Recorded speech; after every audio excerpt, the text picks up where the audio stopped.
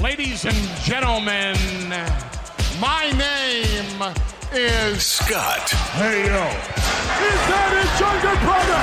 It's gonna be Jeff. The cream will rise to the top. Oh, yeah. And you're listening to all of the great action figures from our good friends at Hasbro. The Fullyposeable. Have your own WrestleMania with all your favorite figures. Wrestling figure. Each sold separately from LJN. Podcast. And we are the Mount Rushmore of professional wrestling.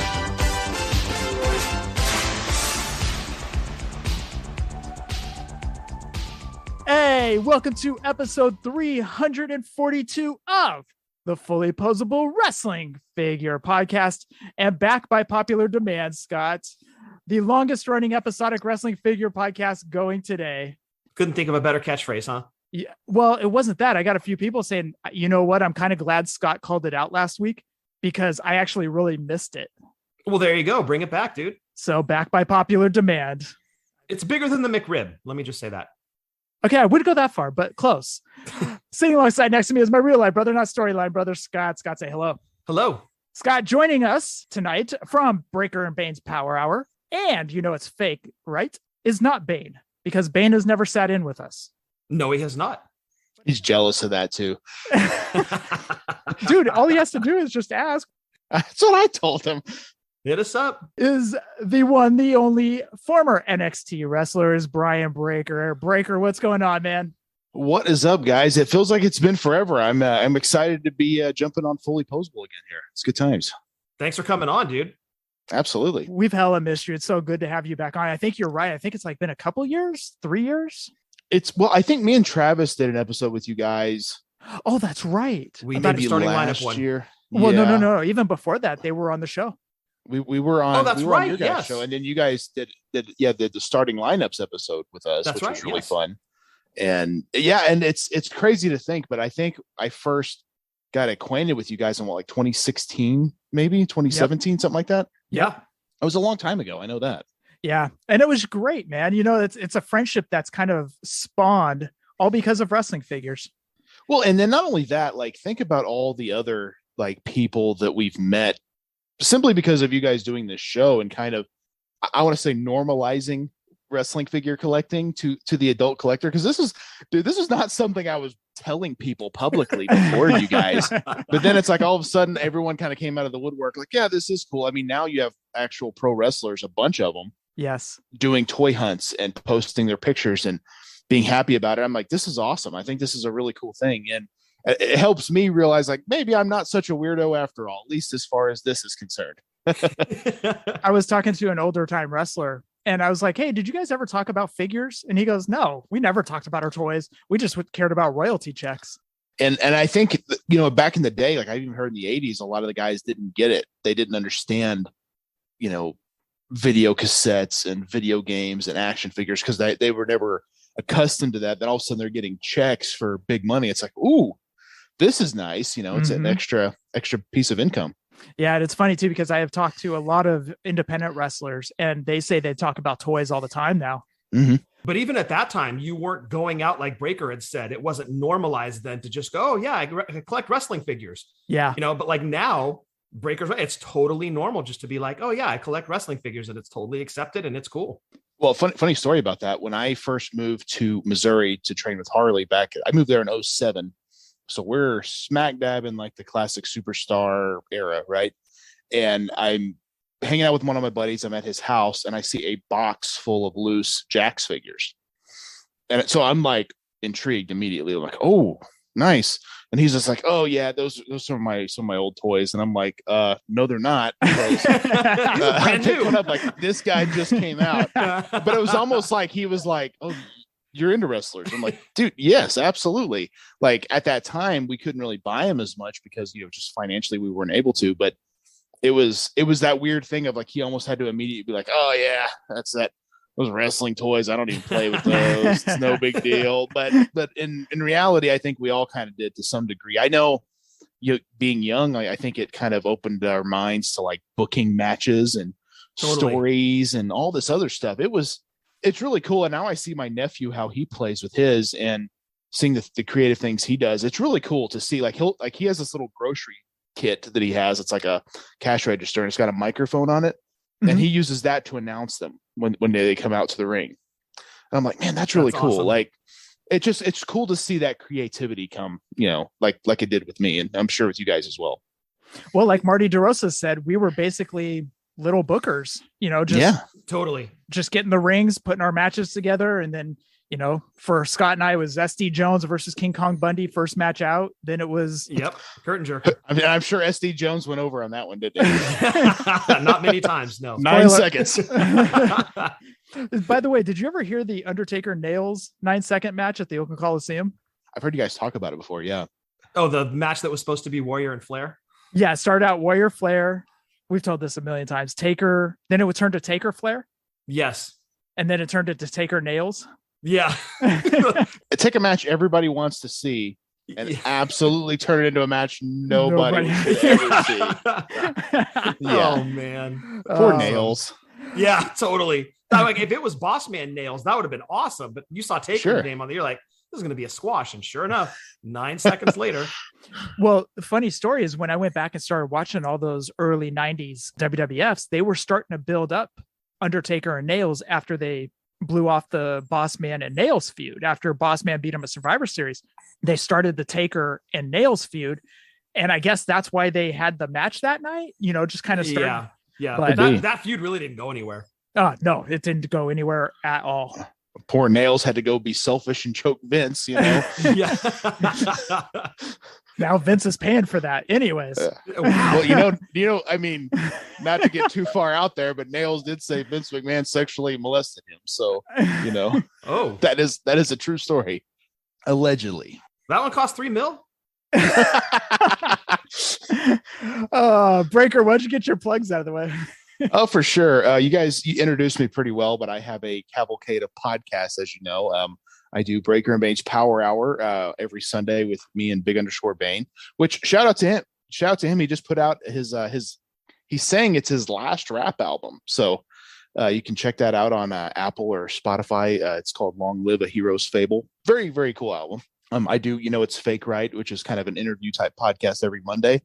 And the TB Toycast, which had a little bit of a break, but should be back this week. So nice. Look for that. Right on. Yeah, we're looking forward to having it come back. Yeah, we got some fun stuff in the works. And it's one of those things where, like, I felt like after a year, like, man, what else can we tackle? Like, we really haven't even touched on that much at all. Like, there's so much out there to go through as far as like vintage toys and stuff. It's really fun. Yeah. And Breaker, you said you found a new figure out in the wild, huh? I did. That was kind of total happenstance. I stopped by Walmart after work, knowing I was going to record with you guys tonight. Picked me up some stuff to make for dinner. Of course, I have to make a little stop in the toy aisle. And my Walmart, and I'm sure you'll kind of get into this when you talk about toy spotting, but my Walmart has not had a lot in the last few weeks. But they actually had 3 new figures out. Which is the new wave of the G.I. Joe Classified. So I saw Storm Shadow, Spirit, and the Cobra Officer. And that Storm Shadow is my favorite G.I. Joe character. And that figure is absolutely phenomenal. So it's so good. Yeah, there's no way I couldn't pick that up. It was too awesome looking. Are you going to get the retro card back one too? I think it's the same figure, if I'm not mistaken. I kind of go back and forth on that because I didn't feel like I needed the Baroness with the motorcycle. So I passed on that. Then they did the Snake Eyes movie one, and I didn't like that one at all. Right. So I passed on that. So I was like, I'll get the retro card back one. I think that one's cool. But then I'm like, man, I want to open it, but those are so cool. I don't want to open those. Yeah. The whole card thing, it's like that throwback and it just looks so good. Yeah. And like, I was talking with Travis about this on TV Toycast, because another toy line that recently relaunched was Superpowers, which was amazing. Yes. Who saw that one coming? Right. And what we liked about that so much is the figures are $10. So yes, my thought is, if I want to buy 2 Batmans, I can open one and put one up on the wall. With G.I. Joe's being $22, $25, whatever they're going to end up being, that's a $50 investment to have one loose and one mint on card. That's tough to do. Yeah. But it would have to be like certain characters that might make it worth it. So like the Storm Shadow, for example, you open up the classified in the box, but then you keep the one that's on the card, the throwback look. Maybe that's the one you put up on the wall and keep MOC. Absolutely. Yeah. Yeah. Because I mean, if you're not collecting the entire line, right? Well, I say that. I mean, there's a few I've missed, but I've got most of them. Most of the classifieds. Nice. Okay. Yeah. Okay. Yeah. Are you going to get the gung ho throwback one? I don't know. I really like the original, so I think I'm okay on that one. I have to be, because I want to collect so much, and I'm just at that point now, and I'm sure you guys get it. You have to just limit yourself because there's so much out there. You can't just buy everything, and right. So I will probably pass on that gung ho. Okay, got it. So what sacrifices have you made wrestling figure wise? Have you honed in, like we've talked to a couple people, they hone in on a specific era. Have you done that, or are you just certain names across the entire wrestling genre that you're picking up, or how have you broken out your collection now? So I pretty much don't collect any Mattel anymore at all. Besides, I will buy those new retros that are coming out. I do like those. I did buy that first set that came out on Mattel Creations. So I will probably buy these next couple of waves in the NWO 2-packs are doing. Elites, I've pretty much bowed out on. The Superstars line is cool, but I was just like, I don't know. It's not enough to get still $20 a figure. Yeah, it's not enough to get me to dive in. I have been collecting AEW simply because I thought having another mainstream wrestling figure line was amazing, and so I have been staying fairly current on those, but even that's kind of making me think like, I don't know if I need everybody they're putting out, because there's a lot of guys that I'm like, I'm not a huge fan of them or whatever. So I don't know. I'm still kind of undecided, but up till about like Series 8, I think I have most everybody. Got it. So you're pretty much out of the WWE Mattel game except for the retros then? Pretty much, yeah. Wow, okay. Not even the Legends or anything like that, huh? Yeah, well, again, it's just I feel like I've gotten everybody I want, like I have the Nasty Boys, I have Harlem Heat, and if one comes around where I'm like, oh man, I have to have that, I might snag it, but for the most part, I'm kind of just hit and miss on those. And honestly, like a lot of what Mattel's done has been great lately. And honestly, after SDCC, all those reveals, there was like Farouk Assad. It was like, oh my god, that's amazing. Yeah, like some of those are just like so ridiculously fun. I may have to grab them, but I don't know. Travis has this phrase he uses on TV Toycast where he says it's a game time decision, meaning when you're in the aisle, you're nothing else to buy and you have money and you're like, okay, yeah, I'll pick up the goon, So I feel like that accurately describes my Mattel collecting at this point. So the Mega Powers didn't move the needle for you, huh? Yeah, no, not really. I mean, I think it's a cool set, but I don't know. I have my Macho defining moments in the WrestleMania 3 robe, and I'm like, I think I'm good, Okay. So Scott and I couldn't resist those, man. There was no way. Oh, it's a great set for sure. It's a great set, yeah. Especially where you can link where their hands are already linked, molded together, doing the shake. Oh my god! And then the Zeus and Rip 2-pack was incredible too. Did you get one like that? I didn't. I passed on that as well, but it looked awesome. Yeah, I can't wait to have that thing in hand. It's so badass. Scott, did you get anything? Let's see. Last week I did pre-order. No, I take that back. 2 weeks ago, I pre-ordered. I don't know if I talked about this on the show. The Paul Stanley and Peter Criss, the AXS figures. I remember you talking about it, but I can't remember if that was after the show or. Yeah. Okay. So it was a couple weeks ago. I pre-ordered those, and shockingly, they went in stock like right after I pre-ordered them. So they're sitting in my pile of loot along with the 3 G.I. Joe classifieds that Breaker saw at Walmart. Those are sitting in my pile of loot. Still got more stuff in there. I did pre-order the Ultimate Warrior WrestleMania 7 Ultimate Edition. Nice. So that one is sitting on the pre-order list. And aside from that, that's pretty much it. Got in my Batman movie figure, the DC McFarlane. And if I talked about this before, I'm sorry, but I have to go again. That figure's incredible. And on the Bat Cycle that McFarlane did, that dude is killing DC right now. It is such a good line. Oh, those are great figures. I mean, they look so good. I honestly can't put those over enough. And honestly, too, what I like about them is they're always very well stocked. Like almost every store has plenty, which I think is it's not something you see in a lot of the other lines. Yeah, totally. The Marvel Legends, I'm surprised move as quickly as they do because those are more expensive than the DC figures. But as far as aesthetically looking, the DC figures to me outweigh the Marvel Legend figures. For sure. Yeah, McFarlane's really doing a great job, and I think he's doing a really cool job of getting all these different versions. Yes. Like almost weekly, I'll see a new figure, and it's not like a version of Batman I know, but I see it and I'm like, that is freaking incredible. Mhm. It's just, so I want to learn about the character because I'm like, that's an amazing figure. And yeah, it's great stuff. But again, it's so hard to, you can't collect it all. You can't collect, dude. There's no way. That's the thing is I've had to stop GI Joes because I just can't keep up anymore. Right. I've told this many, many times on the show, but I've been so tempted by Super 7's Optimus Prime and Megatron Transformers figures. Sure. But at $55 a piece, I can't. And Super 7 just announced an Ultimate Edition, listen to me, Ultimate Edition. They're large scale. They're doing a Lemmy from Motorhead. Yeah, I saw that. You scared me. I thought you were going to say Cliff Burton, and I was just about to faint. He's next. Guaranteed they're doing a Cliff. What are they called? Ultimates? Ultimates. Yeah, the Ultimates, yeah. They're guaranteed going to put Cliff on that dude. They have the rights to him. Now they're going to make everything Cliff that they can. They've already done 3 of the reaction styles. There's no doubt they're doing an Ultimate of Cliff. And both, actually, they've done 2, the Kill 'Em All and the Ride the Lightning, and both have sold out. Yeah, I thought there was a third coming out. Oh, is there? Right around the corner. Yeah, they're doing another Ghost one later this month, too. Of course they are. So, dude, if they can make any kind of cash on those lines, they're going to do it. Cliff Burton's definitely getting an Ultimate. And Lemmy is currently up for pre-order. You can go pick him up now. So, Breaker, out here, there's a Santa Clara toy show or San Jose toy show. Scott, myself, and a friend of ours went back in, I think it was March or February. It was in March. In March. So Super 7, because Super 7's a San Francisco-based company, of course, is always at this thing, right? So we walk in, we go to the left, Super 7's right there. Huge table full of reaction figures, Ultimates, their big Mickey statues, like you name it, they had it. So the awesome. The Ultimates was like Peanuts, it was Disney, it was, just all down the line that they had everything. Probably the Turtles, I'm sure. Turtles, they did have Turtles, yeah. Thundercats, yeah, exactly. Yeah.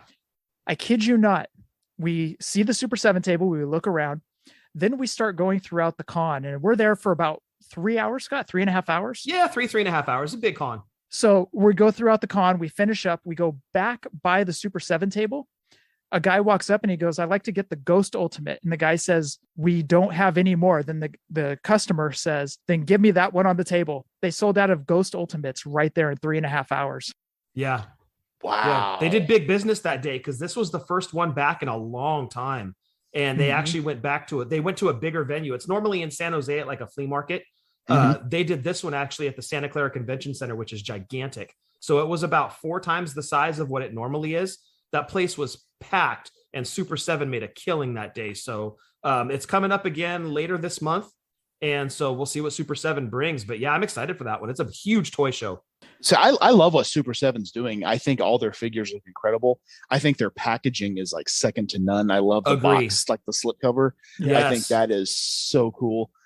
But that price point is just, it's hard to stomach at times. It is. And I think sometimes too, because of the pre-order style, like if you wanted to get in on Ninja Turtles, are on like wave 6 or 7. So it's almost too late, and that right. part I'm not a huge fan of. But like, and another line they're doing is Simpsons. And so Jeff, I'm sure you dig those. I mean, they're incredible. Absolutely. Those things are gorgeous. And of course want those, but again, price point. $55. Yeah. Exactly. Yeah. I think they've got G.I. Joe too. Right. They do the G.I. Joe Ultimates. And it's hard to shy away from them. I'm like, but the budget just doesn't allow it. It's going to be certain names that come out. And that's really kind of how I've pared down my collection is, okay, it's got to be a name. If I'm going to spend $55, $65 on a figure, it's got to be a name. The figure has to look amazing, like something I absolutely cannot do without. Right. So if Cliff Burton comes out, you're getting that Ultimate? Game time decision, dude. Understood. There it is. Thank you, Travis. By the way, Scott, I keep making an error. The guy from Powertown, I keep calling him Sam Rosenthal, but his name is Steve Rosenthal, which leads me to ask, who is Sam Rosenthal? That's a guy you made up, dude. I know, it's a fictional character in my head, dude. All right, it's our imaginary friend, Sam Rosenthal. So that's kind of an omission over here. So you know what? I'm gonna just start calling everybody Sam. So Just call people different names. Chris Jericho did it for years. It was great. That'll be Jeff's gimmick now. He made a killing off of it. So that's kind of a little bit of an omission. We'll just jump right into news. And there wasn't actually any news. So I am going to pull stuff from the Wrestling Figs message boards that I found kind of important. So first one comes in from Vamp55 on the message boards. He says, "Hey, Steve, I enjoy predicting what you a lot at Mattel are up to with the future lines. I'm often wrong, but it's part of the collecting experience for me, so I enjoy it. With that in mind, and knowing that Hogan Funk are celebrations of the LJN line, can you share if that is the basis for the future of the Coliseum line, or will it branch out further into other legends under contract? I assume it will remain legends focus." Steve said, "For now, the strategy is to stick with homages to the vintage 80s figures. It's too early to tell if we expanded to legends who weren't in the original line, or if we'd move on to different execution. For now, anyone who had an LJN and is available to us is fair game." Bigelow, dude. That would be cool. Yeah, absolutely. I'd be down for a Bigelow in that LJN look. Like they did the Then Now Forever, but that's a pretty scarce one to come by. All right, bring out the white shirt referee. Oh, you see, you're going to get to that later. I like what you did. You kind of foreshadowed what you're going to get to later on here. Who's the other name you think? I'm going Bigelow and Savage. Savage is, that makes sense. I could see a Steamboat for sure. Mm-hmm. They have That rights would to be him. badass. But give us the look that he was supposed to be in the prototype. There you go. Heck yeah. That would be honestly, they have rights to a lot of those guys. You think, like Piper and Orndorff and Valentine, Junkyard Warlord, Dog, Big John Studd. Yeah. Hillbilly Jim. Yeah. So just throwing this out to the group, would they touch Davey Boy with the red, but they don't have the rights to do Dynamite? So would they do? They have no problem with that, dude. They've been torturing us with that. Give us Davey Boy with no Dynamite, Warlord, no Barbarian. But would they do that with this line? Yeah, watch them go Bigelow and Axe. Watch them do that. Or they could do the Heart Foundation. Oh, there you go. That would be fun. Oh. Individually carded Heart Foundation, dude. Yes. Just with throwing Brett that up. spelled with BRETT. The incorrect sticker on there. That would be sweet. I'd be all about that.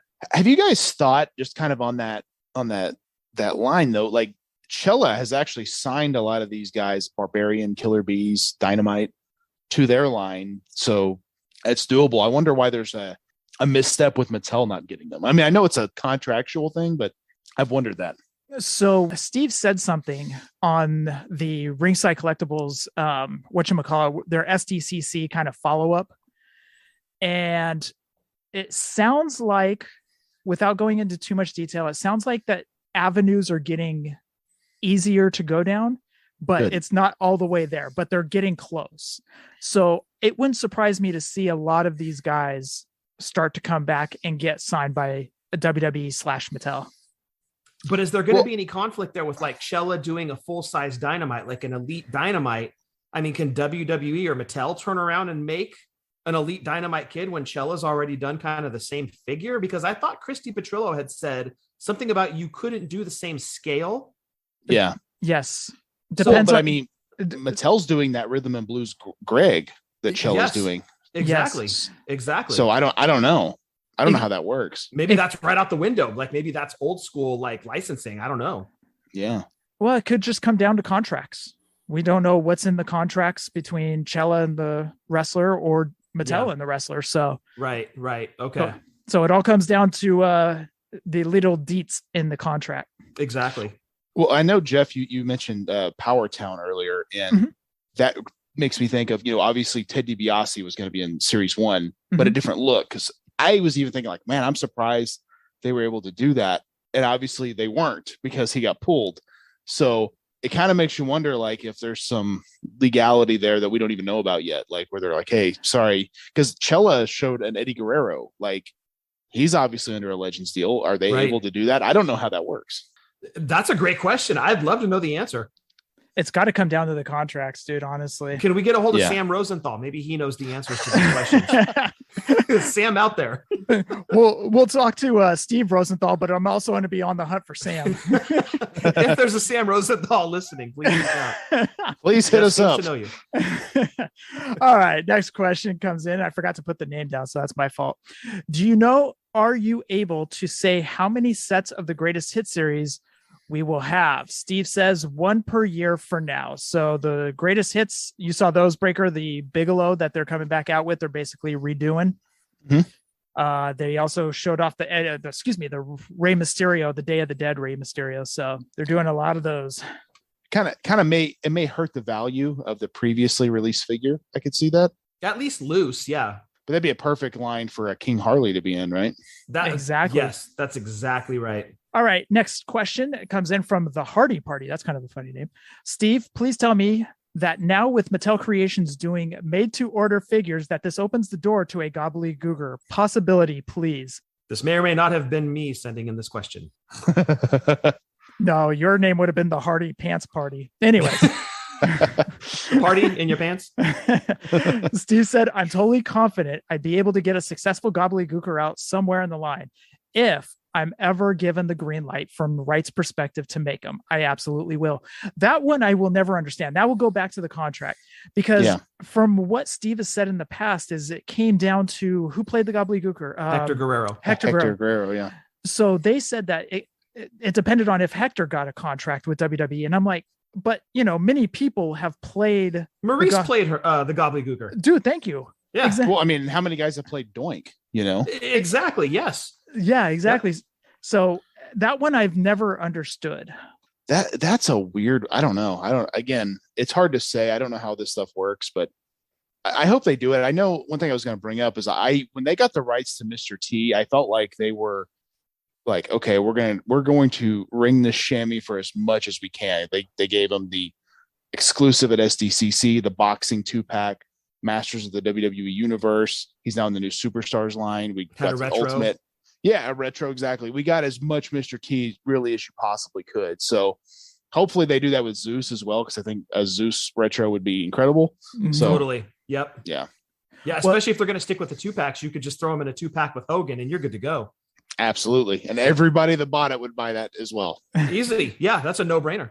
As Steve has always said, they try to pump out as many figures as they can before the license is up, or, because as they've said, they've always, a person could be yanked out from under the rug from them just like that. Kind of like Hogan in 2015. Or Sting. Sure. That Legends figure. There you go. Absolutely. Yep. Like, look what they did with Tugboat.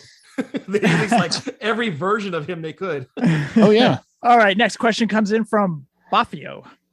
Hey, Steve, can Mattel do something about Hogan fan takeover? We waited literally 1 year after the pre-order, and then Amazon has canceled everything. Steve said, I sent some questions out to the team that handles this immediately on seeing the various cancellation posts, but I don't have all the answers yet. What I do know is only a small amount of orders have been canceled, and the majority of customers who pre-ordered will have their orders fulfilled starting in the next few days. Still trying to see what, if anything, can be done about the cancellations and why that even occurred in the first place.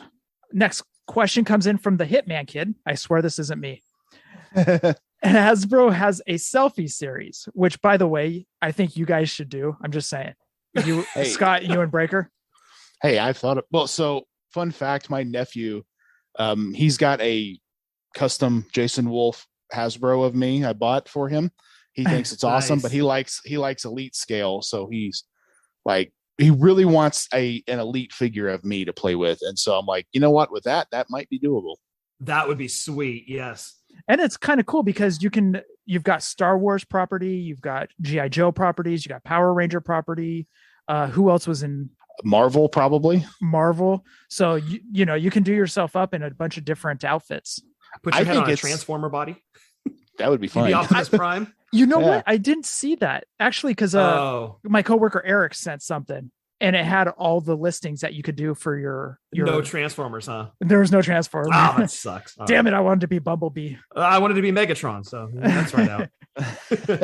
I remember when they announced that, I think they said the price was like $60. Yes. If I remember right. And I'm like, man, I thought it'd be a lot more than that. That's actually not unreasonable for a custom head. Exactly. When didn't Figures Toy Company used to do something like this?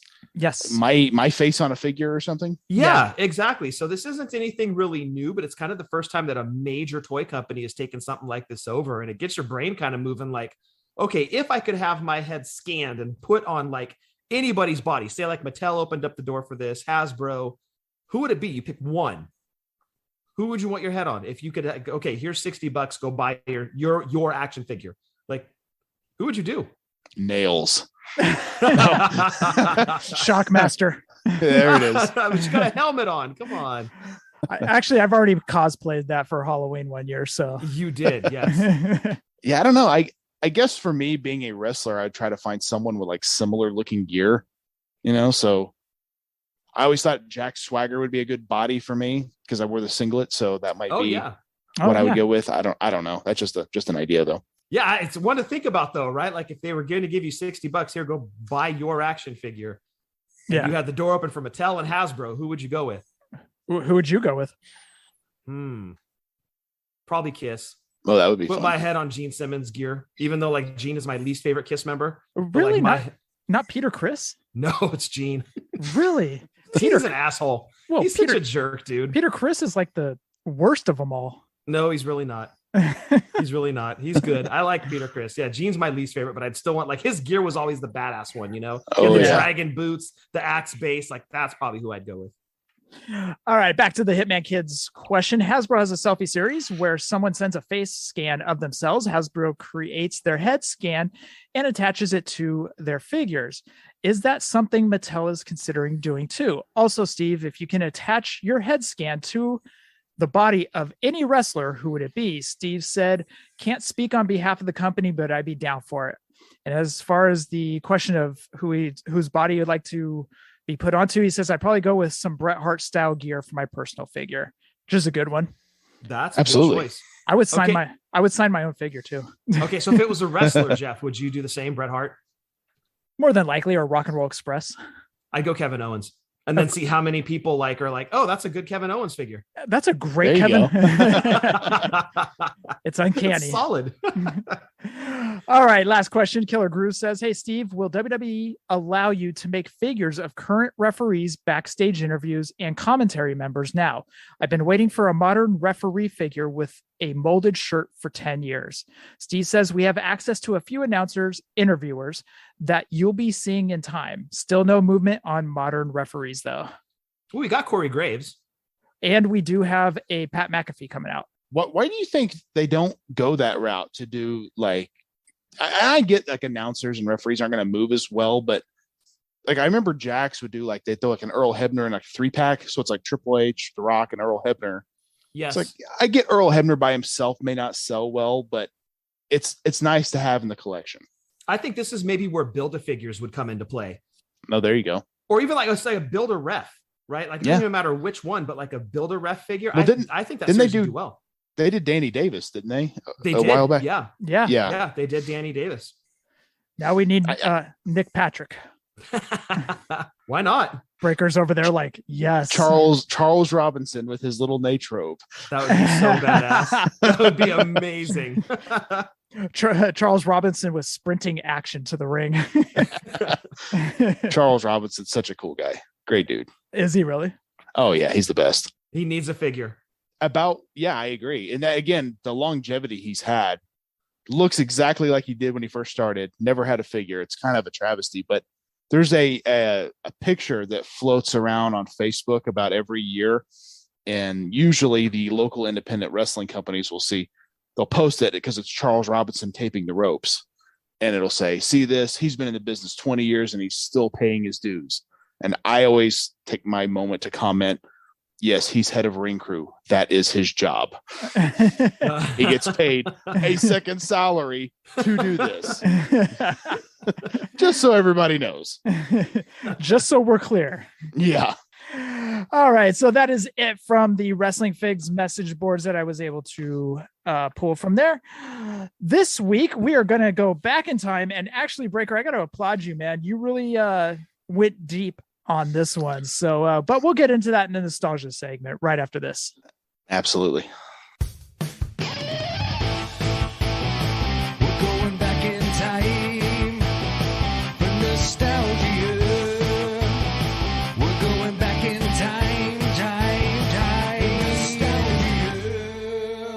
before we get into the nostalgia segment, we want everybody to head on over to wrestlingfiguredatabase.com. Over there, you can find almost every wrestling figure ever produced, wrestlingfiguredatabase.com.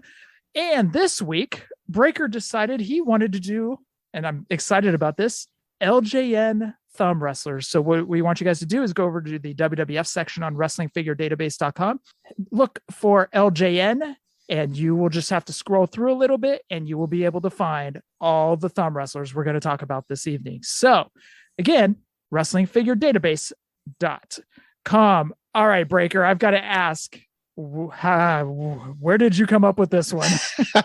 So as you guys know, with TV Toycast, me and Travis kind of took the idea you guys had for a nostalgia segment, but kind of opened the parameters to anything. And so I think when we started, we just assumed action figures, right? But then as we started coming up with topics and picking things, I threw out one week, I threw out the Viewmaster. Yes. Because I was like, everyone had the Viewmaster, right? Everyone remembers that. Yep. I don't remember ever like really liking the Viewmaster, but we all had one or used every it, kid had one. Yep. Yeah. And it was always like fun for like a few seconds and you're like, okay, I'm done with that, and then you kind of move on. But so Travis picked it and I was like, oh, that'll be interesting. And we got like great like feedback. Like everyone really enjoyed that. They're like, man, that was so cool. Cause I haven't thought about a Viewmaster in years. And that kind of opened my mind. I was like, there's a lot of stuff, you think board games or just random stuff that has come out over the years that we don't always think about. And so like LJN, I mean, thumb wrestlers, but they also had the bendies. They also had the stretch wrestlers. Yep. There was so much like kind of under the radar things that we don't always think about. And so like, I don't know, I thought it would be fun to dive into these. No, I love it because we always praise LJNs, but when we say LJN as a rule, we're talking about the big rubber figures. We're not really talking about the sublines, which are the bendies and the thumb wrestlers. So no, I love this. This is great. All right, Scott. So what I did on our show notes is I split it up between good guys and bad guys because basically I would say most of them were paired together. Yeah, they were in 2-packs. They were all 2-packs. So I'm going to have you go over the good guys and the bad guys. Yes, sir. LJN thumb wrestlers, the good guys, Hillbilly Jim, Hulk Hogan, Ricky Steamboat, Junkyard Dog and Paul Orndorff. The bad guys, Roddy Piper, Randy Savage, Jake the Snake Roberts, who was produced in small quantities, Nikolai Volkov, the Iron Sheik, Big John Studd, and King Kong Bundy, who was also like Jake Roberts, produced in very small quantities, and that rounds out the thumb wrestlers. So as we said, these were all put into 2-packs, but they could be paired with, you could get Ricky Steamboat and Randy Savage, or you could get Ricky Steamboat and Jake the Snake. You could get Ricky Steamboat and King Kong Bundy, they paired them off into different 2-packs. It was always face versus heel. It was. Yes. So you could get Roddy Piper and Hogan, or you could get Paul Orndorff and Roddy Piper. So they came in variations on these, which I thought was really cool because you could get Roddy Piper, but if you didn't like Paul Orndorff, you could get Roddy Piper with Hogan. Exactly. So I thought that was kind of cool how they kind of paired them together like that.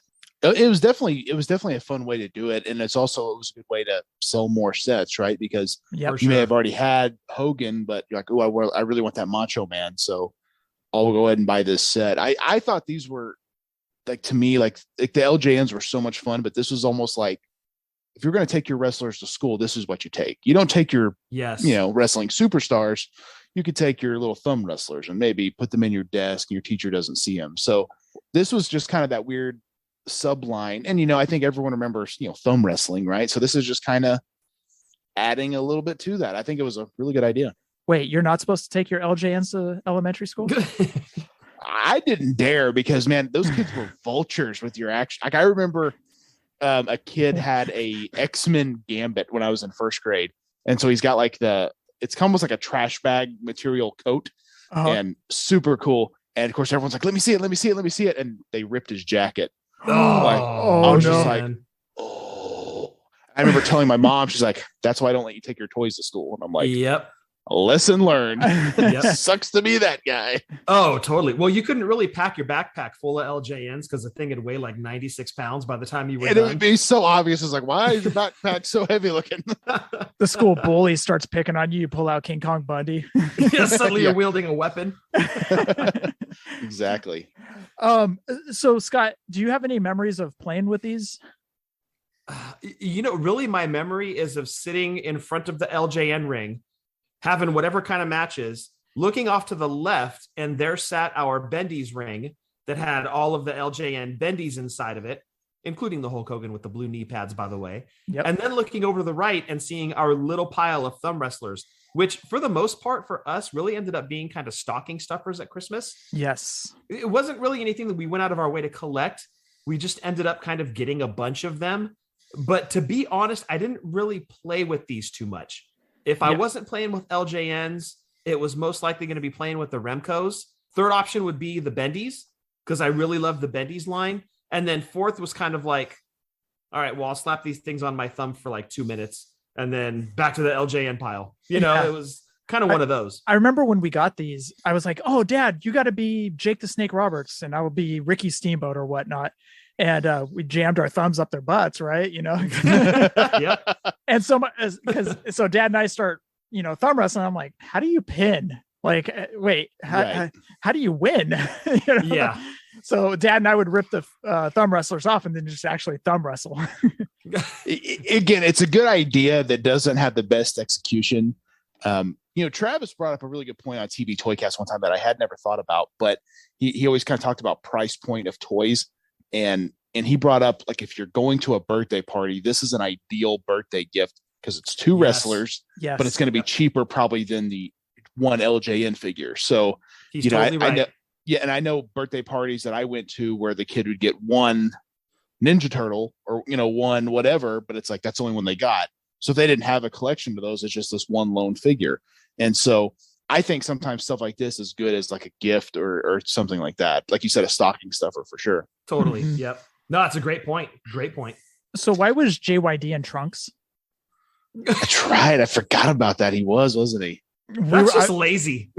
That's what that's lazy. I wish somebody could answer that. There might be somebody out there that can answer that, but I've always wondered why JYD was in trunks. That is a weird one. Or kind of like Scott, you mentioned the Hogan Bendy. Like, why did it have blue knee pads? And why was it taller than all the other Bendys? Yeah, I don't know. It was gigantic. It was like taller than everybody else and had blue knee pads. And that was the one. And that was the one that came with the ring. Correct. Yeah. Yeah. Yeah. It was really bizarre. And they made it way tall. Like, it wasn't even close. Like, this Hogan was just like the Andre the Giant of the figures. Right. It was head and shoulders of everybody. Wasn't their plan initially to do Bendies? Like LJNs like that. Yes. But then like the wrestling superstar was like the prototype. They were going to scale it down. That's an interesting thing to think about, because I wonder if we would have had the hype for that line if we had just gotten Bendies as opposed to, the posable figures that we got. No, probably not, man. Honestly. Because like those are fun, but they're not that great, Yeah. Although, what's funny is I was going through eBay and going through Wrestling Figure Database today. I kept thinking, I was like, man, collecting the Bendies would be so much fun. Just going back, because they're so miniature and they pop. So in fact, we went to the Santa Clara toy show that I was talking about earlier. And when we went there back in March, somebody had a Ziploc bag full of Bendies. And I asked the guy, how much do you want for this? And I think he said 35 or 40, Scott, if I'm not mistaken. I think so. Yeah. And that's a good deal. Well, they were beat up though. Yeah. So I was like, I'm going to pass. But at the same time, I was kind of thinking, I was like, man, it'd be cool to kind of start collecting those. Well, and I think that they had a leg up kind of on the LJN main line, because you could actually, as they say, they're Bendies. You could bend them. You could do moves. Right. The arms moved, the legs moved, the torso moved, which kind of gave you an extra element of play outside of the LJNs, which didn't move at all. So in my opinion, like for playtime, they kind of had a leg up, but the assortment wasn't there like it was with the LJN mainline. That's why we played with that a majority of the time. Sure. So what I like to do on this segment is I like to go over some old eBay listings that just happened. And these were the only ones that were on card. There was only two. So Hillbilly Jim versus John Studd, last sold eBay listing was June 9th for $100 on one bid. Oh man, $100. Those were like $3.99. Correct. That's insane. And dude, how many times we see Hillbilly Jim? Oh, dude, all the time. He was like the only one left out of all the 2-packs at the end of the day. Like all the Hogans were gone, but you could get yourself a Hillbilly Jim. I mean, is there something to be said though? The fact that it was actually on card though, I mean, that has to be the factor as to the expensive part. I mean, because I mentioned to you guys, but I don't think we were recording yet, but like these were like a fixture at every flea market or garage sale. You were definitely going to see some thumb wrestlers, almost always. Yeah. All right. And the last one was Ricky Steamboat versus Roddy Piper. Last sold eBay listing was July 29th for $99.99 on a buy it now. Crazy. Wow.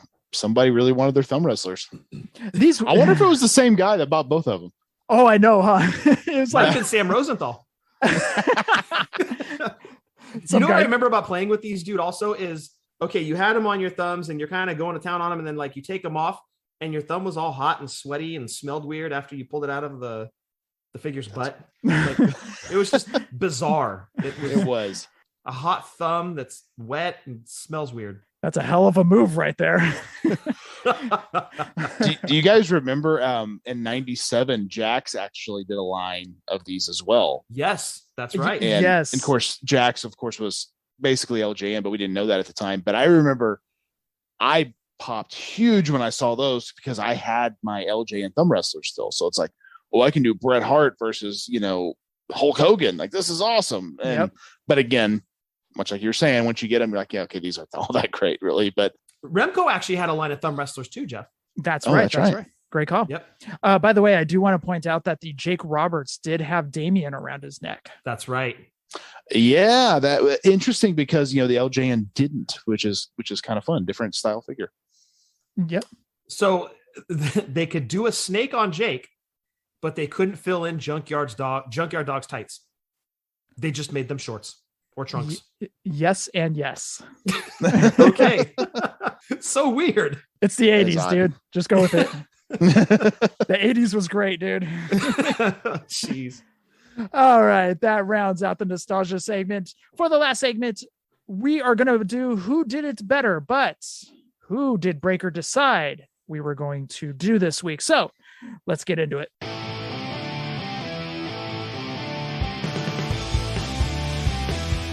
All we really want to know is who did it better. All we really want to know is who did it better. Before we get into Who Did It Better, Scott, you owe everybody an apology for saying you're getting rid of Hasbro's last week, by the way, during the listener segment. No, I don't. Come at me, bro. I said what I said.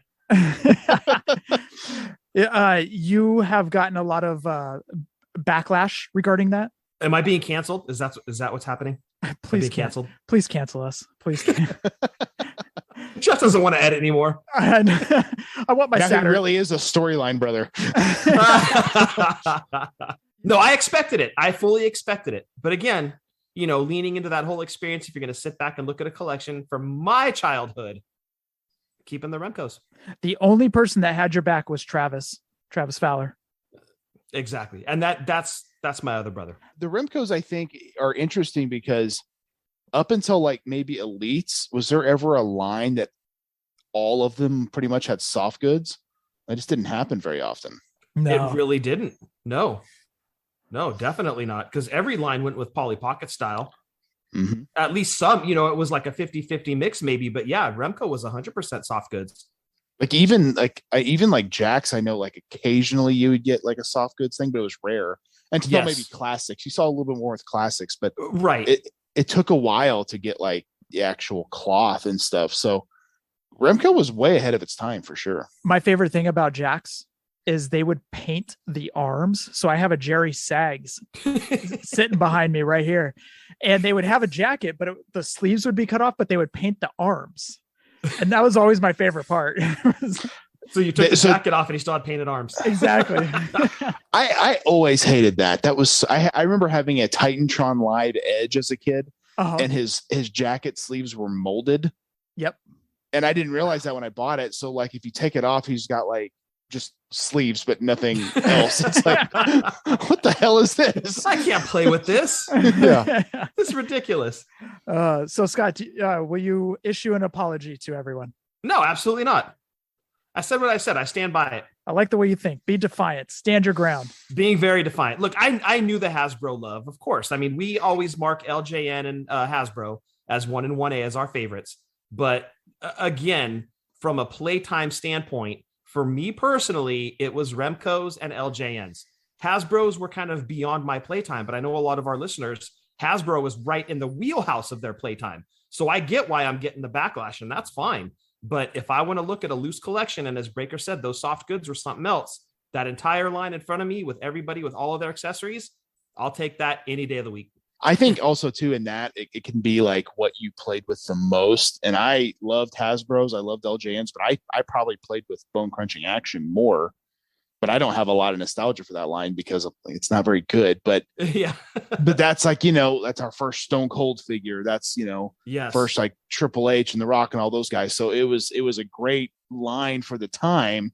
Doesn't really hold up though. So I kind of get what you're saying for sure. Gotcha. Yeah, and Remco gave us a lot of our first, like Ric Flair and Shawn Sure. Michaels, two of the best ever. And Absolutely. They all came with, like you said, Breaker, the soft goods accessories. I think those figures are awesome. I love them. I stand by what I said. Well, burn in hell, Hasbro. No, I'm wait, no, we don't mean that. You guys make GI Joes. You guys are cool.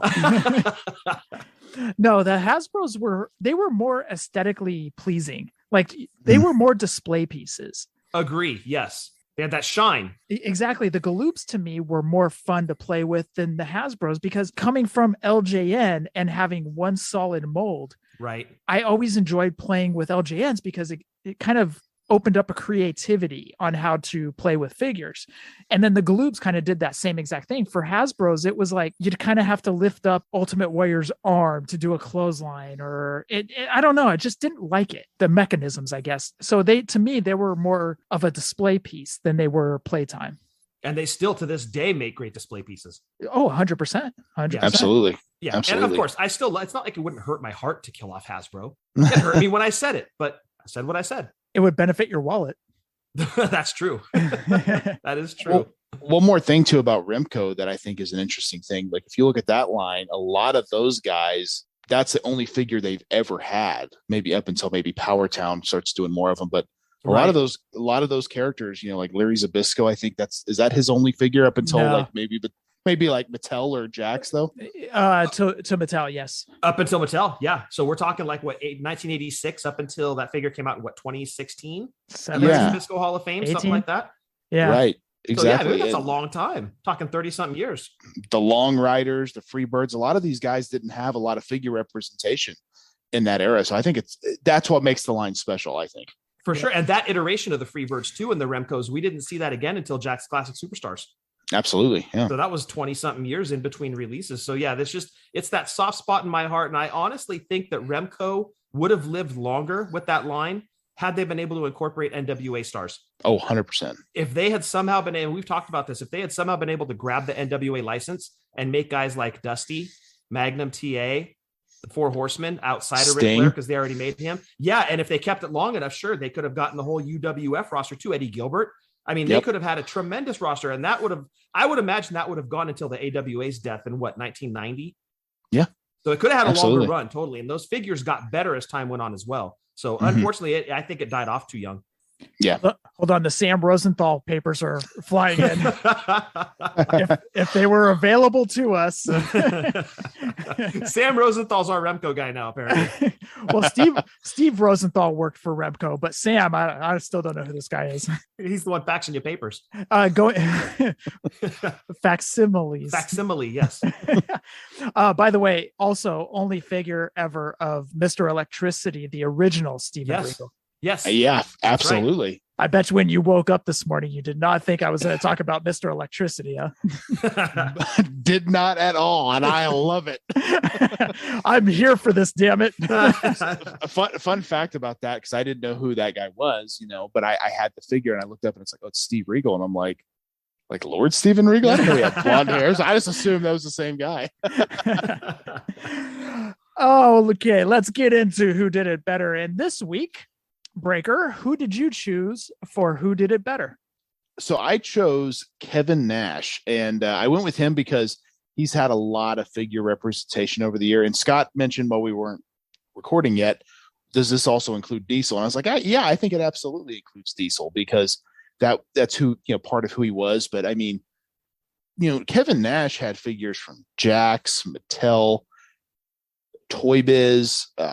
It's almost easier. Like, who didn't make Kevin Nash? Right. And he's had so many. and it still has figures to this day. Yeah. He's got that new Mattel Creations Ultimate coming out. Diesel, yep. He's in the series 2 of the Superstars line. Like so many, he's a new retro. So many Kevin Nash / Diesel figures. It's kind of hard to choose because he's had a lot of great ones over the years. Was supposed to have a Hasbro too. Yep, absolutely. So Scott, why don't you run down a quick list of Kevin Nash Diesel figures? Well, I was afraid you were going to ask that, but I think Breaker actually kind of ran the gamut of who has made Kevin Nash. Like we've had TNA figures of him. We've had WCW figures of him, WWE, like every federation that he's been with has made a slew of Nash figures. So the first one out of the gate, correct me if I'm wrong, Just Toys Bendham's. You are correct. Should have been right. a Hasbro orange card. Unfortunately, we missed out on that. Mattel made good on that later on with the Diesel Retro. And from there, I mean, you name the company. Okay, so ECW didn't make a Kevin Nash figure. No. Pretty much everybody else did. We got TNA. We had a bunch of classic superstars of him. Mattel has made, as Breaker said, just a slew of Kevin Nash / Diesel figures. And man, it's run the gamut from really bad, see his Kevin Nash vibrating figure, to really, really good, which will be the lists that we're going to throw out. One underrated one that I do want to throw out is his Deluxe Classic. Yes. Oh, so you're calling that an underrated? I am calling it underrated. It's one of my favorite Kevin Nash figures, but I don't feel that it's my favorite Kevin So Nash. I kind of made a list of like a top 3. And surprisingly enough, that figure, Jeff, because he's in his Red Outsiders gear, that one is in my top 3.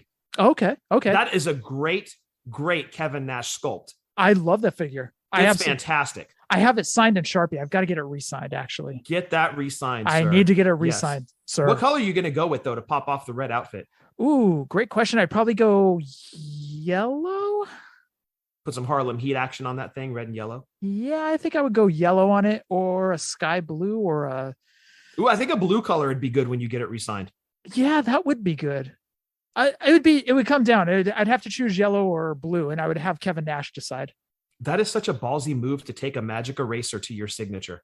Like I couldn't do it. There's no way I'd be like, nope, I'm just going to buy another one and have him sign that one. It's easy to do. It's really easy to do. Check it out. First you step to the side like your leg is... Okay.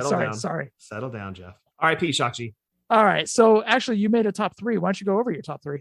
Yeah. So my top 3 of Kevin Nash figures, I've got his Mattel Elite Legends Series 12, which is a fairly recent figure, but damn, that face sculpt is good on that thing. Isn't it? It's an outstanding, like, I don't know that I would put it as my number 1 because I'm having a hard time with these top 3, but that new Elite Legends, and I hate to go recent on it, but man, that thing is so good. Like, just look at it. The headband, the expression on the face, it's in the Too Sweet. Great looking figure. As mentioned previously, the Deluxe Classic Series 2. Last one on my top 3 is the Mattel Elite Hall of Fame Series 5 as Diesel with the IC title. That's a really good figure too. Actually, I think that's my number 1. Okay, so that's where I'm kind of torn because it's those 3, but I really think it comes down to that Elite Legend, and I hate to be all pro Mattel like I've been the last few weeks since SDCC, but here we go. I think my top 2 are the Legend Series 12 and the Hall of Fame Series 5, and I think I'm leaning Hall of Fame Series 5 just because I was a bigger fan of Diesel than I was the Kevin Nash character. Okay. So I think we're in agreement on that, Jeff. Solid picks right there, man. Thank you. Breaker, do you have a list or do you have a favorite? So I had to look it up real quick because I thought, I hope I'm not remembering that wrong. And I must have been. I must be kind of confusing a couple of figures, but a figure of his I really, really liked because I thought it was just a great figure was his initial TNA Toy Biz. I thought it was an absolutely phenomenal figure and tall, like very, very good scale.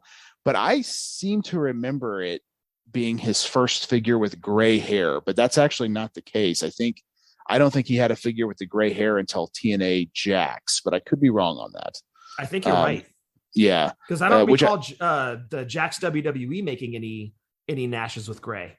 Yeah. And that's a weird thing, but that's such a trademark of his nowadays. For sure. Yeah. So I feel like that should be done. I love and I know it's not like the greatest figure, but I love that Just Toys Bendham. I think it's amazing. Yes. It's cartoony, but like you mentioned before, like it really filled a gap with your Hasbros when you missed that one. Yep. So I've always really liked that one. And this is kind of an interesting one I'm gonna throw out there. This one might give me some heat with somebody here. I really like the WCW Toy Biz because do you have one specifically? The initial is a Smash and Slam, that initial wave. Yeah. The reason I say that's the only time we've gotten him with the fringe on the pants. Good point. Where it was like a separate piece, you know? Yeah, a separate piece. That's right. They molded that. Yeah. Yeah. Breaker, I'm going to mute your mic real quick. Just real quick. Let's round out the show. I'm only kidding, man. No, Scott, I've got to agree with you about that Hall of Fame one. That is the best. To me, that's the best one they've done. And like you said, don't want to, be on the Mattel train every single week, but that was a fantastic figure. Definitely. And as Breaker mentioned earlier, we still have that Ultimate Edition coming out from the Mattel Creations set. Yes. Yeah, absolutely. And I think when you have that one in hand, that one could easily get added to anybody's top 3 Nash Diesel figures ever. But you know what, Breaker? I'm going to agree with you. A lot of those Toy Biz Nash figures that came out, because they would do several different looks of him. Don't you mute me, Jeff. I'm watching you. Scott's going to get muted. Stop. Because they would do him when he had his long hair, as you mentioned in the Smash and Slam series, but then he would have his ponytail. Yes. And he would have his hair slicked back. And so they could really focus more on like a good face sculpt. And I think more often than not with Nash figures from Toy Biz, they hit the nail on the head more than they missed with him. He's one of those guys where if you look at, he doesn't have a lot of stinkers. Even some of the figures that aren't the best, like his are usually pretty good. And yes, no, we're not talking the vibrating figures or those little weird looking plastic ones that OSFTM would release. Like we're talking like main figures. Main figures, exactly. Yes, and I know this is a weird one to throw out there, but I think Mattel should tackle Oz, because Oz is one of the goofiest characters of all time. Totally. But incredibly toyetic, though. If they did the head and the cape and come on, like I love it. The amount of deco that would go into him would just be so crazy. And I mean, I know that sounds ridiculous, but they're making Farouk Assad. They made the Goon. Yes. They made Zodiac. It's not that crazy. This is the thing. We should make this happen. Come on, Yeti. If we get a gobbledygooker, we better get an Oz. Did you ever hear the story about Arn Anderson talking to the Ron Reese when he was the Yeti? No. I guess he asked him, like, well, what am I supposed to do when I go out there? He goes, just do whatever feels right. Of course, that leads to the double hump of Hogan. And he walks back and he goes, not that. Oh my God. Classic Arn Anderson. We actually reviewed that pay-per-view on Drunk Wrestling History not too long ago.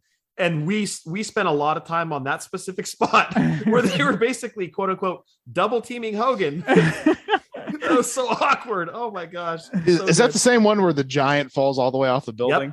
Yep. Yeah. Oh God.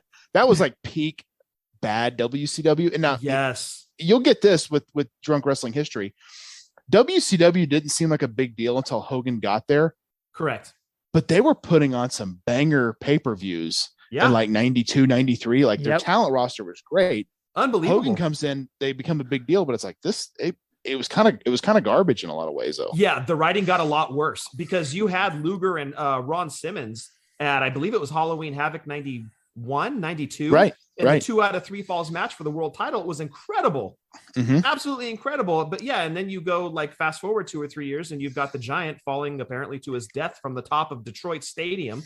Like, wait, what? And they just had a monster truck battle on top of the stadium too? What? And then like Hogan's doing a speech. That's a long way down to the parking lot, brother. And in walks the Giant like nothing happened. And like no one in the crowd is even like at all concerned. And Hogan's got that face like, oh, it's so bad. So he was bad. Yelling zombie. Like, come on. You just fell off the roof. Yeah. Horrible. So Breaker, I do have a quick question about, it's fake, right? Sure. I've listened to, I would say about 90 to 95% of all of them. Is there one story that maybe one of your buddies has told that kind of surprised you didn't even know about? Man, I'd have to think. I know. So it didn't get told on the podcast, but we were going to, this is a little bit disgusting. fair warning to everybody. Oh, bring but it. a friend of mine, he's a local Oklahoma wrestler named John Cross, but he's told me this story before, and he mentioned it on a Facebook post, that this is where I think the whole landscape of pro wrestling being fake or not real is so bizarre. He's doing a match in Texas somewhere, in which there's no like athletic commission or anything. He's got some color, so he's bleeding. They're fighting through the crowd, so there's blood going places. And this is, probably early 2000s, so it was a little bit more commonplace then. A young kid puts her hand in the blood and goes, "Oh, it's fake blood," and then licks it. Oh no! Oh no! Did she get a she's hardcore chant? Well, I think, I don't know if like anyone really saw it except him, but I think he was just like, "Oh my God, like what is happening here?" And I think it's that weird mindset of like, maybe she's heard it's not real blood, it's ketchup, or it's movie blood or whatever. And so I think that's the weird thing about pro wrestling. And I've always said this, like, people, I think they think everything about it is this staged, scripted, almost like play, when in reality it's like, yeah, it's a show, it's entertainment, but it's like everything is happening. It's really happening right there in front of you. So it's almost like you pull everything out and like, oh yeah, there's no way any of this is real. But it's like, no, these guys really do get hurt. I mean, we've seen it happen. Big E recently, Absolutely. Nearly could be a career-ending neck injury. Who knows? And it's just a simple little mistake. And so that's, I think, the part about it that's always kind of baffled me is when people can't, whether you're a fan or not, like that's irrelevant, but you can't look and be like, yeah, that's dangerous. These guys can get hurt. It's a live action stunt show. So I think that's the craziest story that came to mind. I know my buddy Jack Gamble, we've joked about this before, where he had mentioned that, someone at work tells him like, "Hey, I know you do that wrestling stuff, but I don't really like wrestling." He's like, "Yeah, okay, that's fine, whatever." And they get to talking more, and he's like, "Well, what do you like to watch?" He goes, "Well, I like, like The Bachelor, Survivor." And he's like, I mean, it's fake, right? And again, it's like, we don't bat an eye at that. Like, we know it's like kind of trash TV, and it is what it is. People can enjoy that, but if you were to tell them you like wrestling, there is that certain reaction you do get from people. Yeah, it's like a stigma almost. Yeah, and it's like, and like they can't wait to tell you like, "Oh, you like wrestling? It's fake, right?" Yeah. Like, I've been watching my whole life. It's not a secret. I mean, I don't know. I think it's weird how there's this stigma. And I know like Jim Cornette has said back in the 80s, the fear was if the word gets out, we won't make any money. And that's really not the case. But I could see where his fear would come from. Like, for sure. If people don't believe this, they won't spend their money. Now people are kind of in on it, and that's kind of part of the entertainment. But like, my nephew's 8, and he's kind of told me, like, people have told him it's not real, but I'm like, I will never break that barrier for him, because I feel like because he loves going to live wrestling. He loves watching it on TV. So I will always keep that mystique alive as long as he's willing to believe. Mm-hmm. For sure. It's like Santa. Exactly. Yep. Wrestling is predetermined, but it's anything but fake. And that's what I told the FedEx driver the other day.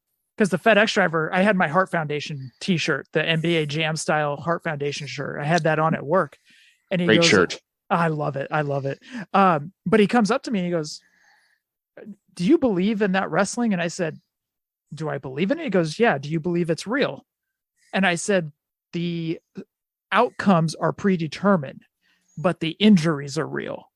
And he goes, "Oh, yeah. They get hurt. But do you believe that it's real?" And I'm like, I think I just answered your question. You totally just answered his question. Well, but I don't know. I don't know what he was looking for, though. Well, if you base it off of that, okay, so you're going to say, okay, pro wrestling's not real. Well, what is real? Are we talking sports? Like, with sports, you're dealing with big money and contracts and politics. Mm-hmm. That takes realism out of it. I remember when Brock Lesnar was in UFC, he loses to Frank Mir, kind of like, no one saw that coming, but Frank Mir got him. He beat Heath Herring in his second fight, and his third fight's for the UFC title. How is a one-on-one record in any way put him in a title match? Yeah. Other than the fact that he was selling tickets and he was selling pay-per-views. His money. Yep. How is that not a work? You know, Totally. like, I'm sorry, it is. Yeah. Is the fight real? Sure, but it's a business. So anytime you have business and money, yeah, it's a work. Yeah, put some Joe Schmo, the FedEx driver, in the ring and have him take a power bomb from Breaker, and then have him get up and tell us that it's not real. Yes. Okay, come on, give me a break, Scott. You know what's funny is I was just thinking about when you got into the TNA ring down in Anaheim. Rack my nuts on the fucking rope. I'm like, this shit's real. A funny story about that. A guy I trained under a lot was Trevor Murdoch. He was down at Harley School when I was there.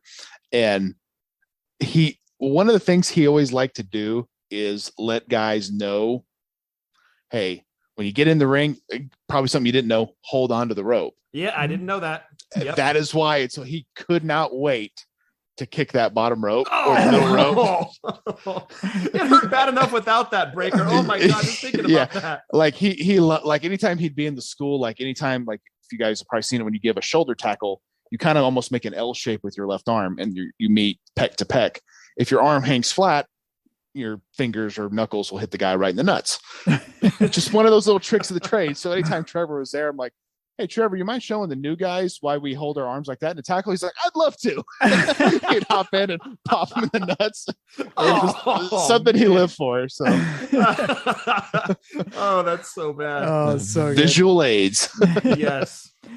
Thanks for answering that, Breaker. I've always kind of been curious, like if there was one story that kind of just came out of nowhere and kind of surprised you. So there's a bunch, you know, and I think every experience is different. And I think that's what's been fun about doing this show, because I didn't necessarily think that when I started it. I thought, well, I can only really talk to wrestlers. But then I was like, well, no, I can talk to other people because, you know, referees, managers, ring announcers, promoters, fans, people who are in any way into wrestling have probably been faced with this question multiple times. And I'm sure you guys have many times. And it's weird because, like, I don't know why you have to defend your fandom, right? Like, right. Jeff, I know you're a Buffalo Bills fan. Like, no one is like, well, why do you like them? It's like, you just do. I've had that question a gazillion times, but especially a dude out here, and being a dude from California out here, liking the Bills. They're like, really? You're Bills? So far away from Buffalo. Why do you like the Bills? I get that question all the time. So, but I know what you mean. Like, you'll hear a lot of people go, oh, I love Spider-Man, or I love Marvel. Yep. Nobody goes, well, you know, there is no Spider-Man just shooting webs out of his hands. You know, it's a different fandom. That wrestling is a different fandom that you kind of have to explain to people that don't understand it. Well, yeah, like a guy at my work was, and I try not to bring it up, but he was kind of talking about Dark Side of the Ring, and because he was watching it on Hulu or something, and I was like, well, yeah, I've seen them all. Like, you know, what questions do you have? And he was just kind of like, well, you know, was Bruiser Brody, was he really murdered in the locker room? I was like, yeah, that's legit. Not like part of the show. And I'm like, how is that part of the show? Like, I mean, it's such a far question, but it's like, and then like the next day, you know, he's like, I know you like that wrestling stuff. I just can't get into it because it's not real. And I'm like, okay. The next day he was going to go see Jurassic Park. And I was like, you know, it's like, you already know where I'm going. I don't think the dinosaurs are around anymore. So you don't even need to go see this movie. Just, you know, skip it. Jeeps were not around when dinosaurs were around. Yeah, exactly. But again, it's not weird to get lost in a movie or, you know, or comic book stuff. Like, it's not weird to say, hey, we're going to go see the new Jurassic Park movie. Oh, awesome. I've heard it was good. Or, hey, we're going to go see the new Thor movie, or whatever it might be. That's not weird to people. But if you say, hey, I'm getting a group of friends together, we're going to watch WrestleMania, people be like, oh, really? Yeah. Why? And I don't understand that. I've had a few friends who were not wrestling fans. And I remember one of them, I'm hoping to reconnect with him soon. He lives in Michigan, but I was having a Royal Rumble party. I think it was the 05 Rumble. And so I had like 6 or 7 people come in. I was like, hey man, I've got this Royal Rumble party. I know you're not a wrestling fan, but if you want to come, we're going to make burgers and stuff. Like, you're welcome. He's like, yeah, I'll come. And I was like, okay, cool. And I told him, I was like, you know, it's like $5 buy-in or whatever it is. He's like, yeah, that's cool. And I was afraid, like, this is going to be a 3-hour show. I don't know if he's going to dig this. He was absolutely into it. He's like, no, this is not something I'm going to watch week to week, but I enjoyed the hell out of watching that. I'm like, well, that's what it's about, right? Like, right. It's entertainment. You can sit down and the Royal Rumble is a fun match, obviously, but he got into watching everything and seeing everything. It was just a fun experience. And I think if people would let go of a prejudice they have about wrestling, they could all enjoy it as well. Yep. Agree. Yep. Absolutely. All right. We are going to round out the show right here. We want everybody to check out WrestlingToyTracker.com. Over there, you can check out the carded and loose prices of LJN's, Gloobs, Hasbro's, Just Toys, Bendham's, Defining Moments, and Retros.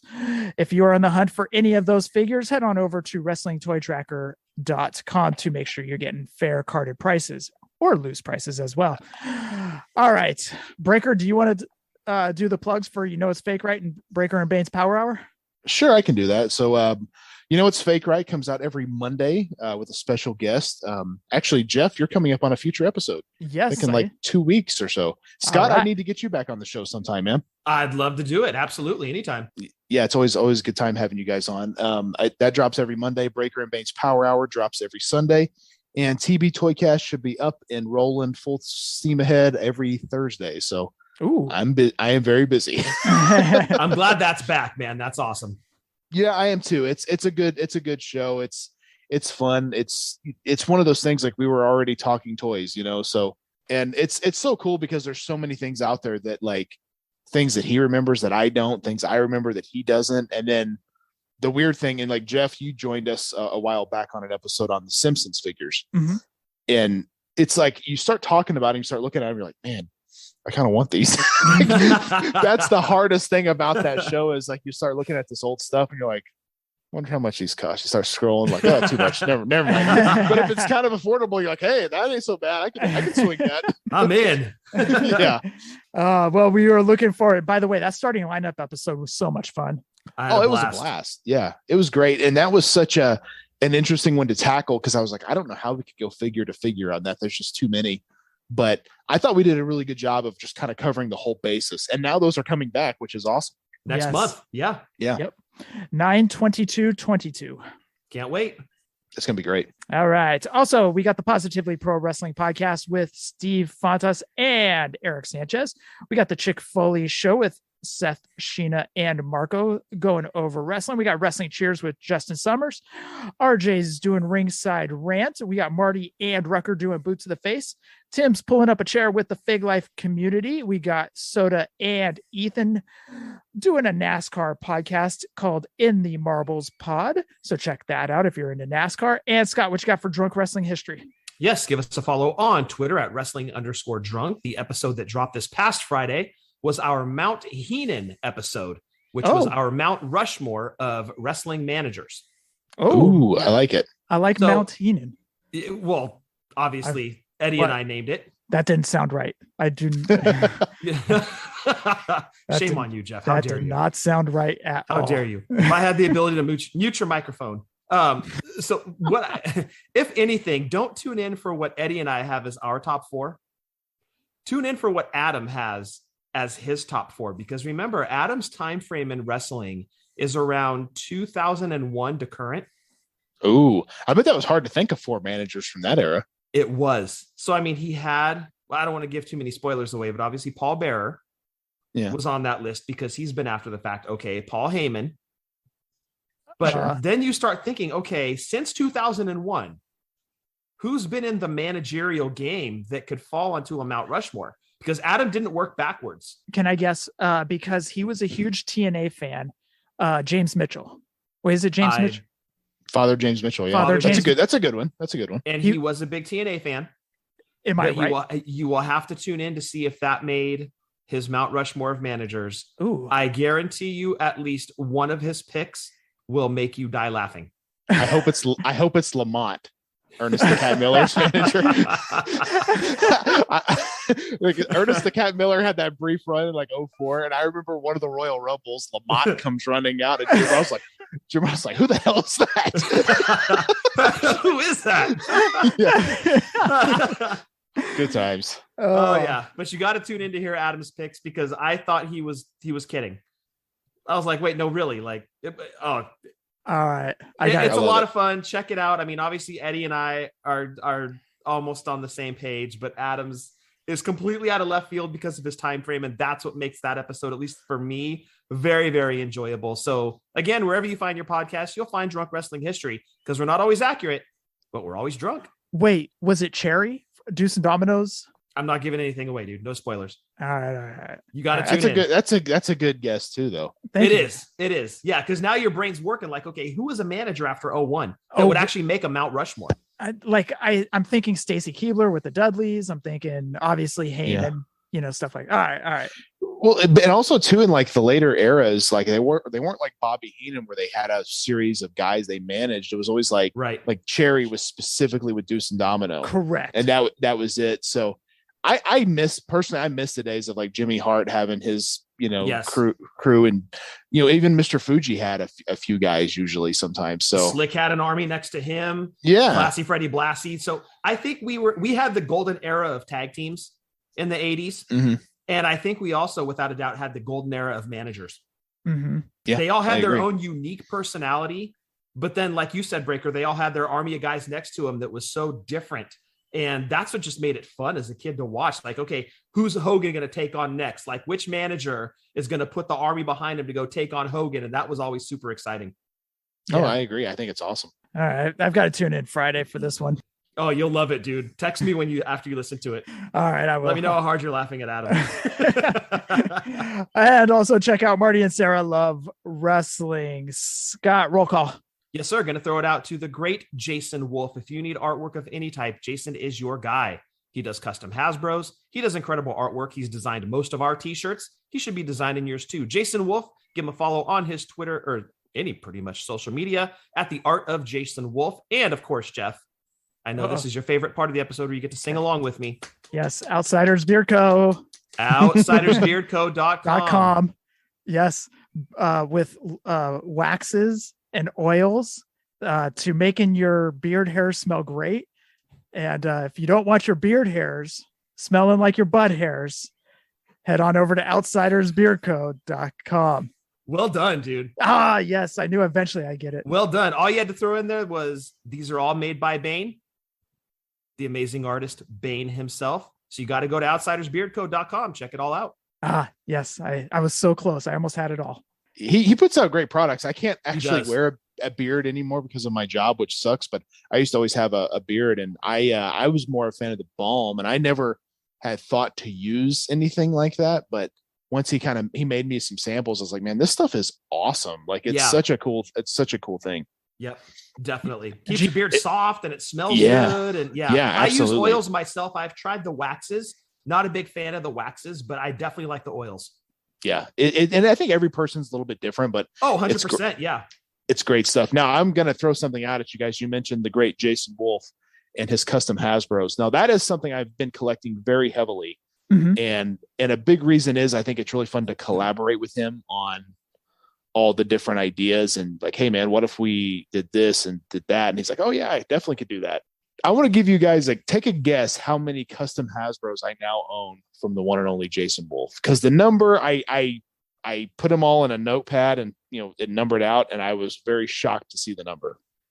Okay, so the TB Toycast tweets them out. So okay, I'm gonna say Jason has produced. And keep in mind, I have a lot of like heads from like Warsman and other people. Yes. And I've done some custom requests. So I've got probably more than I should have, but I have a bunch. I'm going to say 32. And Breaker, are these all custom Hasbros you have complete in your collection? Complete in my collection from Jason Wolf. Scott, would you like to take a guess? I'm going to go 26. I have 71. Oh, we had our numbers together. We weren't even close. Yeah. Wow. Yeah. 71. Oh, wow. Yeah. Well, and I think what has made that such a fun collection for me, it's on a bunch of different levels. I don't have to worry about mint on card or loose because that's not even an option. And it's really cool because like he did I guess you could say it now. He did an adorable Adrian Adonis recently, and you kind of could pick the attire you wanted him in. He's done that with Sting. Yeah. To me, like awesome. It's a really fun idea to be able to just say, okay, I want this or I want that, or kind of come up with an idea. And like one of my ideas I had is I was like, hey, what if you took a Razor Ramon head and you put it on a Sid Justice body and we did the diamond stud? Ooh. And he's like, oh, that's doable. And I was like, do you have a Kevin Nash head? He goes, yeah, I do. And I was like, could you do Oz? And he's like, yeah, I could. And so those are a couple of the newer ones I got. And what's even better, and this is what makes Jason so clever, is I won't say who it was because it's really clever, but he was like, how about instead of the Razor Ramon head, we use this head for the diamond stud? And he gave me his reasons, and it looks better than the Razor Ramon head, which is the actual guy, which is crazy. But the guy's got a keen eye for that. The things he's put together for me are just phenomenal. So it's definitely my favorite thing to collect these days. That's awesome. He's such a genius when it comes to stuff like that. His artistic mind it's just second to none. And I love the customs. I have quite a few myself. Yeah. There's some that I wish I would have jumped in on, and I guess I can still put in an order for it. Or I think that's the thing, is if you hit him up and just kind of like, hey man, are you ever thinking about doing this? Are you ever thinking about doing that? And usually that's kind of how a lot of my ideas kind of came to be, because I didn't collect these initially. And it was one of those things, like the first one he did was Zeus. And I was like, oh, that's awesome. But I was like, that looks really cool, but I don't really have any Hasbros anymore. And then like next thing I know, it's sold out. Mm-hmm. Like, well, dang, that's gone. And then he does Owen Hart, and then he does the Road Warriors. And I missed out on all of those. And I was just like, I guess I can't collect these now. But finally he re-released a couple that he'd already done. And I was like, okay, I want those. And I want to get all of these from now on. And so I've been able to I actually don't have Anvil. That's one of the few I've missed out on. Gotcha. But I think I have the Road Warriors now. I have Owen Hart now. So I have most of the ones he's done, and he's always coming up with new ideas, and he can digitally sculpt now, which is like a game changer. Like it's, I don't know, the things he can do is just incredible. How do you display yours, Breaker? I have these, they're like acrylic. I can show you pictures here when we're done, but they're like acrylic. I think they're for nail polish, like they're risers. They go up like stairs. Oh, yeah. Gotcha. Yeah. How much do those cost?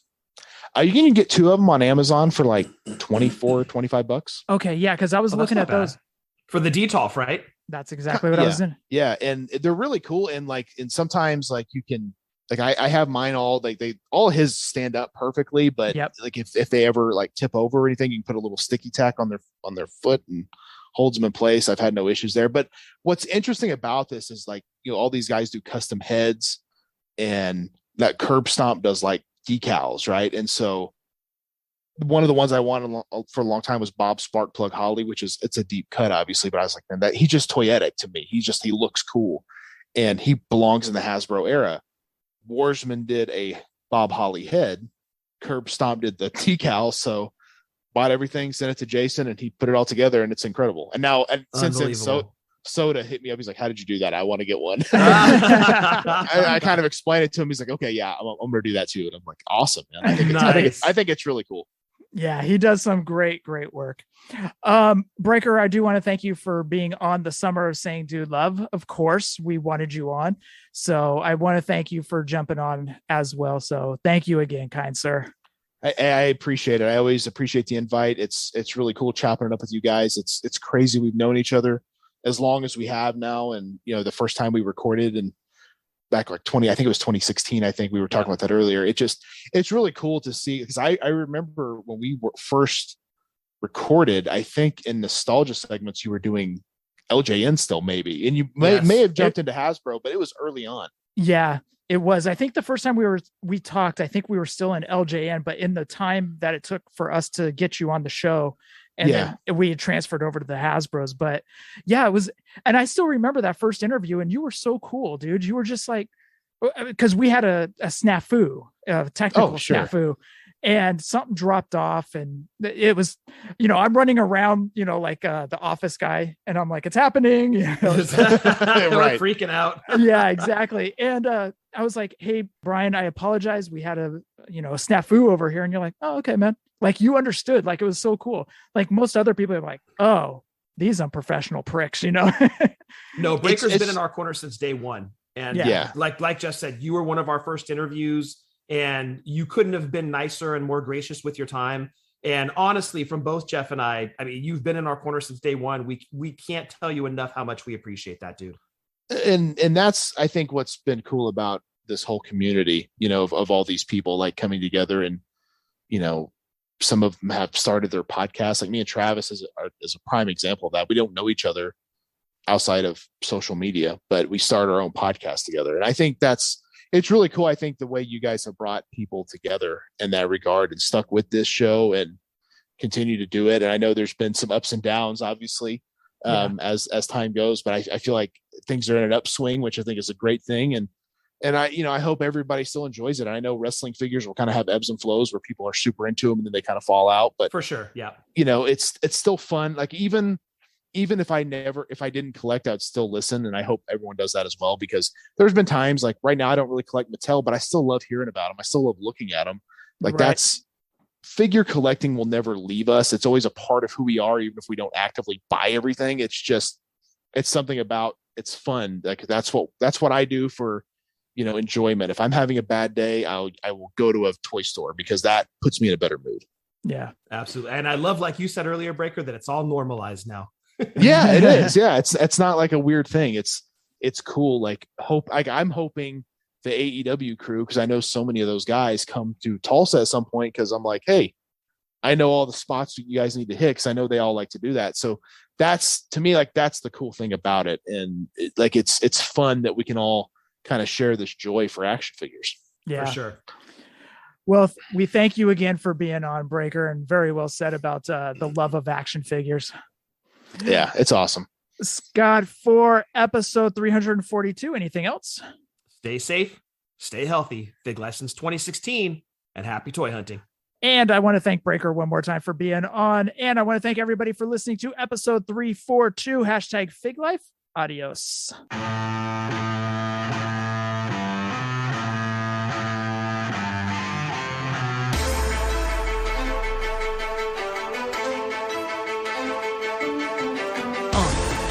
Yeah. Fullyposeable. Let's go. Jeff and Scott, the Toon Brothers, busting out the ring, but we don't take it out the box. MOC. Happy toy hunting. We'll see you next week with the OGs of WFP. Fullyposeable, thank you all for listening.